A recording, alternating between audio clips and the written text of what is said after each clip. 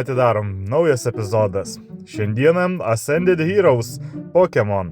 Taigi po praeito epizodo tai kažkas hitas ištrauktas, bet toliau dar atidarinėjame šito seto pakelius ir žiūrėsime, galbūt gausime šiandieną dar antrą hitą. Taigi Energies Pokepedas, kuris man atrodo šiaip ganėtinai brangus dalykas. Dabar nežinau, kada įrašinėjo balsą, tai niekada nematau, kokios kainos būna. Charmander, okei. Bet bent jau mano asmeninis tikslas pasiektas po praeito Ascended Heroes atidarimo pakelių. Tiesiog, ten man buvo kosmosas. Okei. Ir Mega Haluha EX. Tai tik tai EX-as per daug nieko įspūdingo, bet EX-as vis dėlto yra geriau negu kad visai nieko nebūtum gavę.